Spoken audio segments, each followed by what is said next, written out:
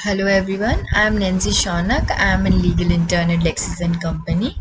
I am pursuing my BLLB from Maharishi Dayanand University, Center for Professional and Allied Studies, Gurugram. I am currently in my fifth semester. I am glad to have this opportunity of presenting before you the video.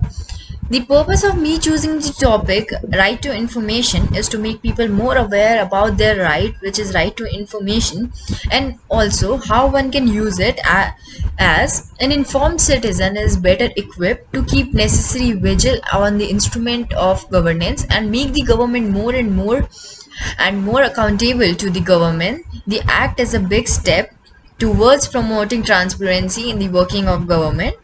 Now let's begin. RTI, as the name suggests, is an basic human right of every citizen, which constitutes a fair and efficient functioning of a country. This act turned out to be a milestone in the right of citizens. RTI 2000 Act RTI 2005 Act replaced the previous Act, Freedom of Information Act 2002. Under the provision of the Act, any citizen may request information from the public authority, inspect documents, works, take certified copies of documents, etc. Now let's understand what is the meaning of information according to the Right to Information Act 2005. According to Right to Information Act, information is a material in any form including memos, email records, documents, press relays, etc. held in any electronic form which the department is required to reply within 30 days if the RTI application is filed. Now, let's see the features of RTI. The RTI Act empowers a citizen to inspect government documents, government works, and ask any information from the government. You can seek information from any government, be it the state or central government, from Panchayati Raj, any organization owned, controlled, and financed by the state or central government.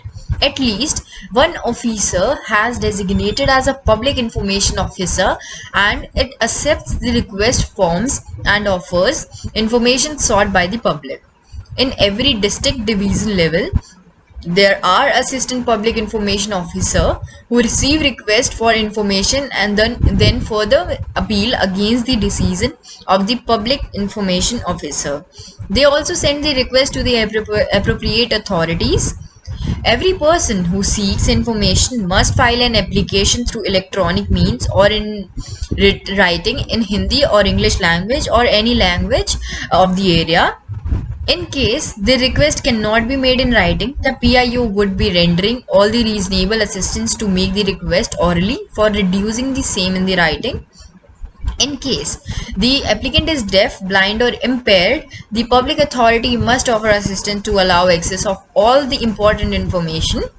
Beside the applicant's contact details, the applicant isn't required to give any reason for requesting the information or any other personal details.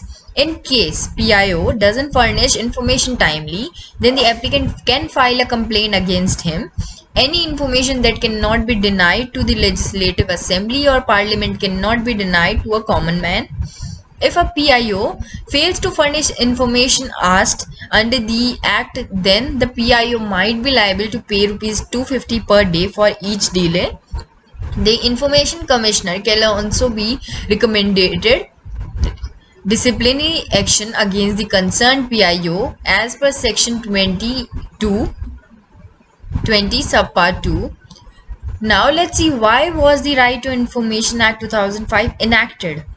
Democracy requires an informed citizen and transparency of information, which are vital to its functioning, and also to contain corruption and to hold government and their instrumentalists accountable to the governed, says the preamble of the Indian Right to Information Act 2005. Now let's see what are the objectives behind the Right to Information Act 2005.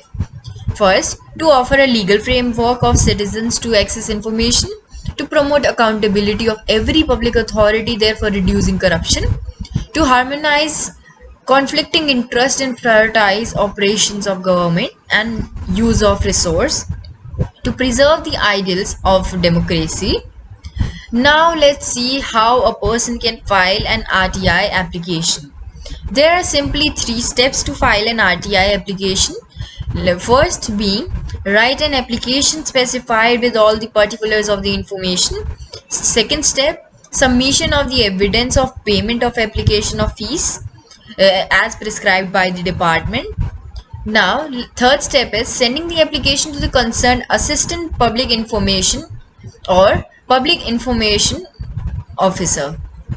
Now let's see what are the essentials of RTI application.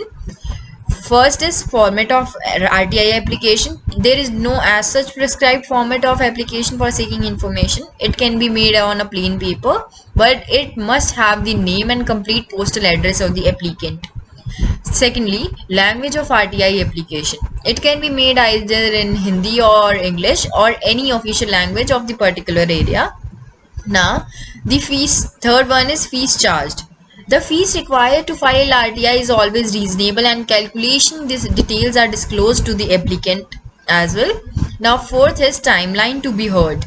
Total duration is 30 days from the date of application to receive information and 35 days in case the matter is filed before the assistant PIO and 48 hours if the application is of the if the information pertains affects the life and liberty of an individual.